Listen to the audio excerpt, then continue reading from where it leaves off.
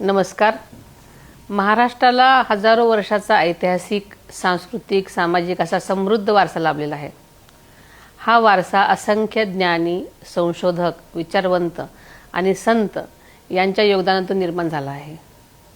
तो आपल्याला जपायचा आहे, हे ज्ञान संकलित करायचं आहे आणि हाच उद्देश डोळ्यासमोर ठेवून केंद्र सरकारच्या माध्यमातून ज्ञान भारतम हे राष्ट्रीय हस्तलिखित सर्वेक्षण अभियान 16 मार्च 2026 पासून सुरू झालेलं आहे। या अभियानामध्ये आपला ऐतिहासिक ज्ञानवारसा आणि हस्तलिखितांचे जतन, संवर्धन आणि कॉम्प्युटरायझेशन या बाबी समाविष्ट आहेत।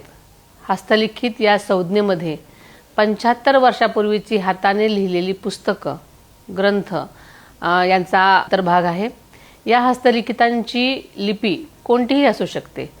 ही हस्तलिखिते ज्ञानात्मक असावीत, ज्यामध्ये अध्यात्म, धार्मिक, तत्वज्ञान, भौगोलिक, नाट्यशास्त्र, नृत्यशास्त्र, गणित, खगोलशास्त्र, आयुर्वेद अशा विविध विषयांवरील ज्ञान आणि साहित्य अभिप्रेत आहे।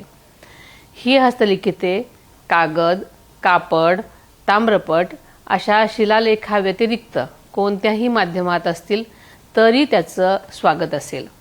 आपल्या स्वतःच्या वैयक्तिक संग्रहामध्ये अथवा विविध धार्मिक मठ, आश्रम, ग्रंथालये, संशोधन संस्था इत्यादी ठिकाणी असणारे हस्तलिखित संग्रह यांची या अभियानात नोंद होणं आवश्यक आहे। सगळ्यात महत्त्वाचं म्हणजे या हस्तलिखितांची मालकी आपलीच असणार आहे। शासन स्वखर्चाने या हस्तलिखितांचं जतन आणि कॉम्प्युटरायझेशन करून देणार आहे।